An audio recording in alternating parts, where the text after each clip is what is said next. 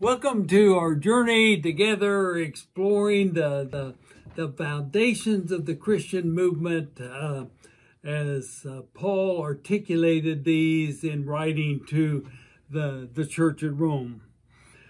This week we have a little bit different kind of discussion from our previous weeks as Paul honed in terms of what justification by faith means in terms of new life in Christ. Because he covered the waterfront with the Christians in Rome.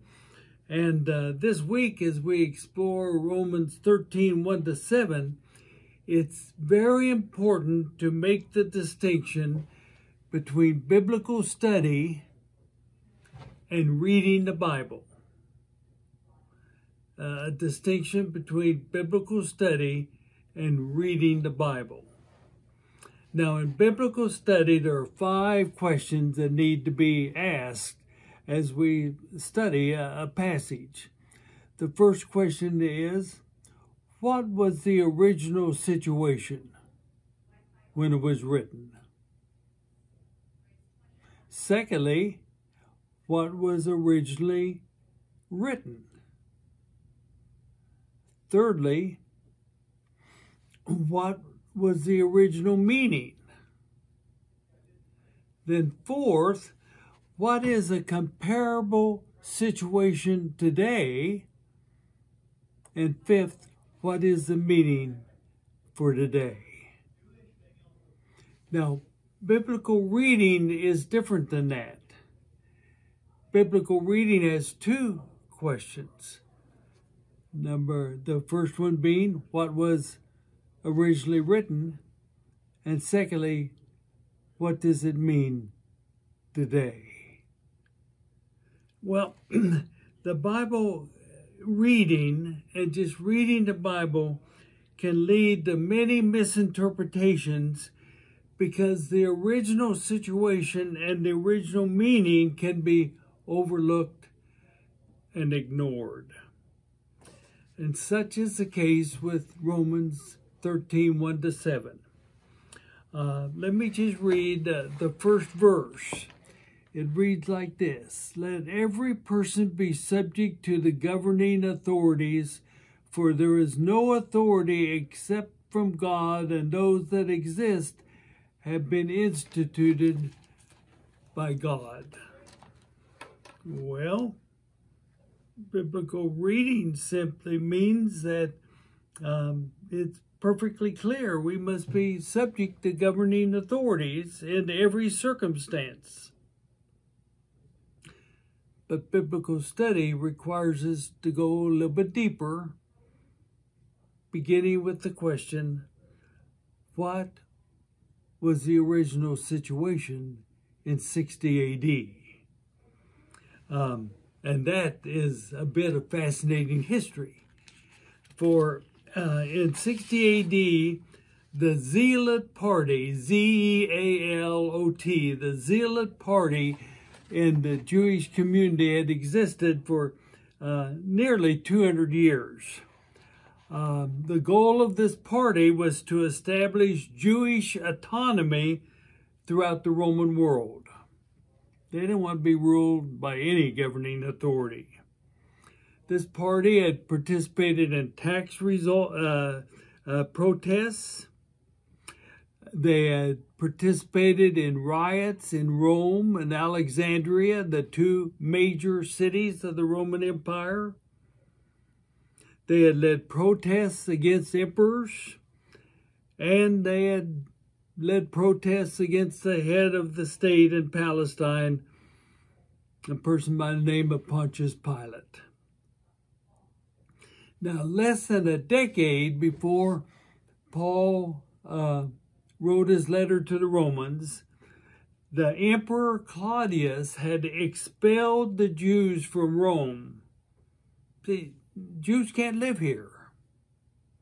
Now, after Claudius's death, some Jews, including Jews who were Christians, had returned to Rome, and those are to whom Paul wrote the letter. But think of the situation. In the 10-year period, they had been expelled. The Jews had been expelled because of the leadership of the Zealot party.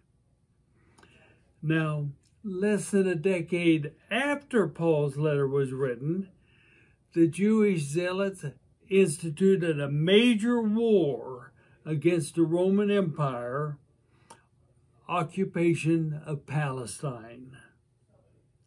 You see, the tension was building, but the war had not been launched by the Jews against the Roman Empire at the time of Paul's writing.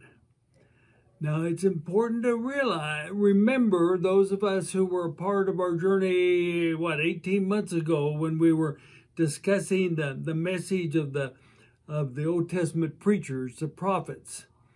Remember, the Jewish establishment was all caught up in the importance of the temple and the importance of kingship. They wanted to be a nation like every other nation. And the Old Testament preachers preached against that and said, we've got to be different than a nation.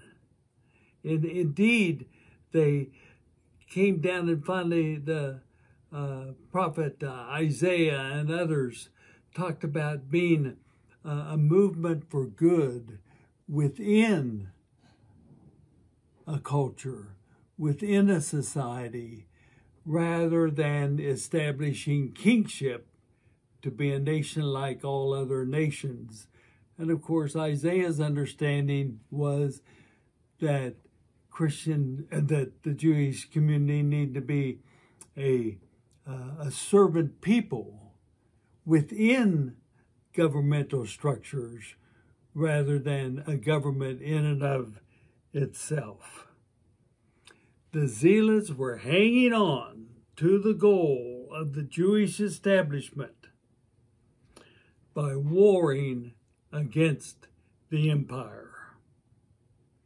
Now, given this situation, Paul in these 7 verses clearly takes a position against the Zealot party of the Jewish community.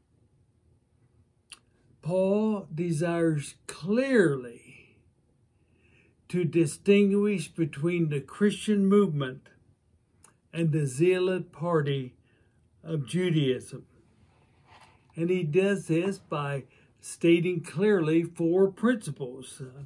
First of all, there's no true authority except from God. Now, this leaves open the possibility of authority which is not true. Secondly, resisting authority has consequences. Remember, Paul himself had been imprisoned under Roman law.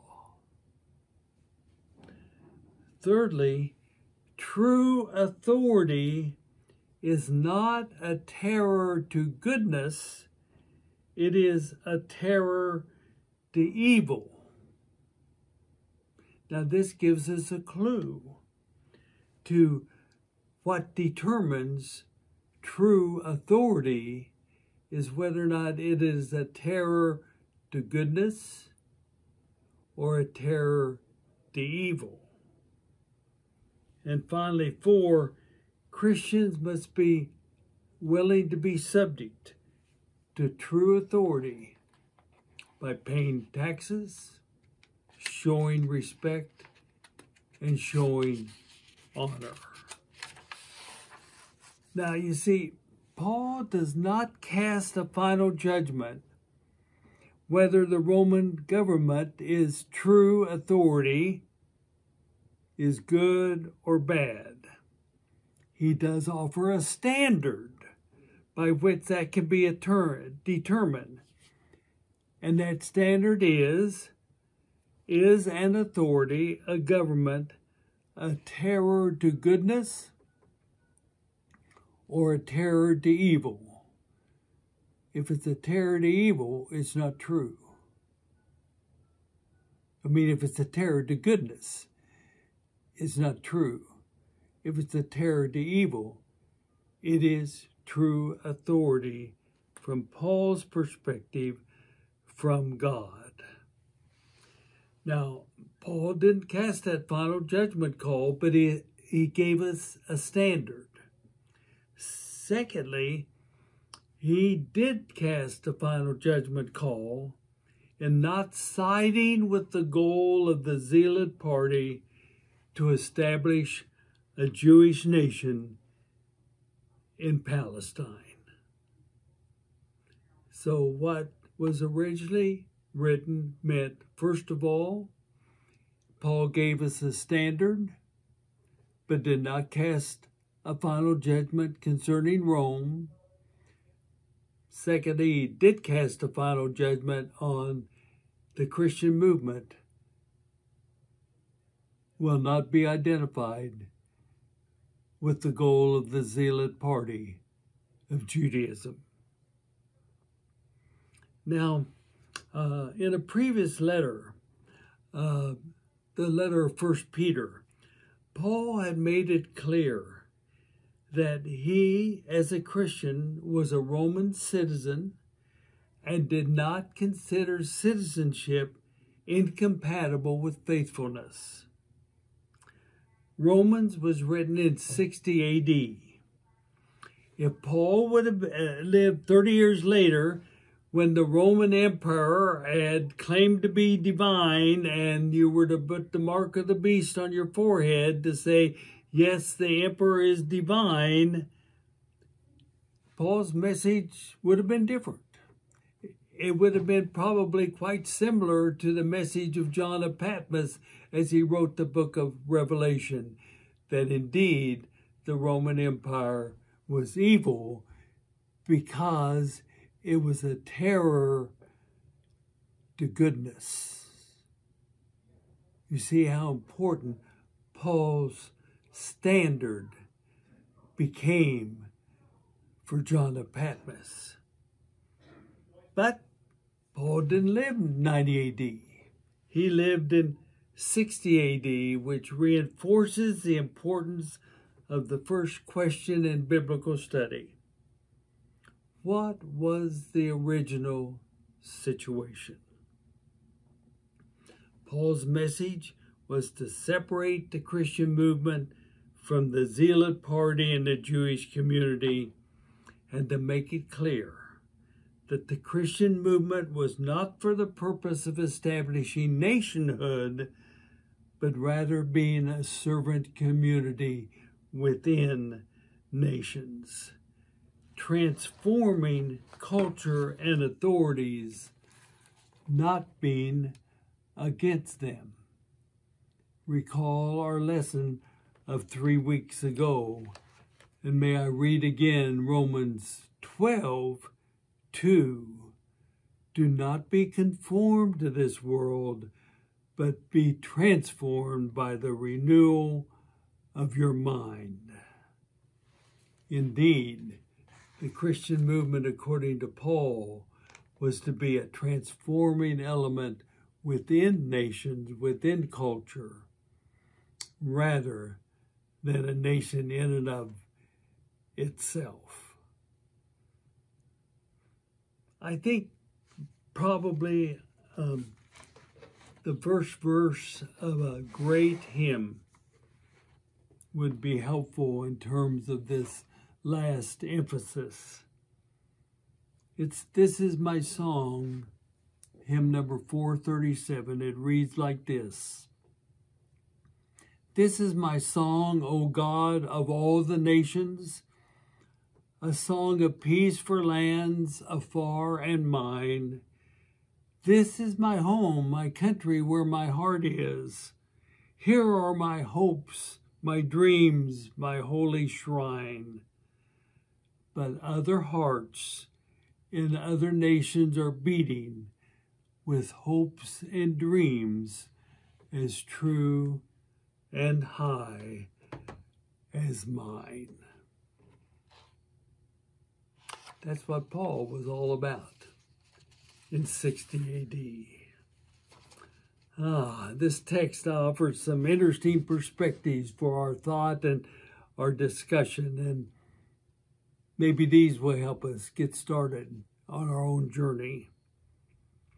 First of all, what is your personal experience with the Bible? Has it been one of reading or one of study? Secondly, theocracy is the uniting of church and government. What are the contemporary illustrations of theocracies and movements seeking theocracies today?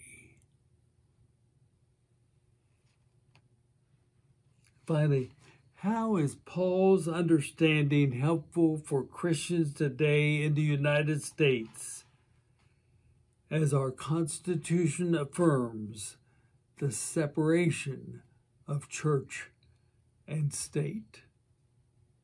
Enjoy the journey. Thank you.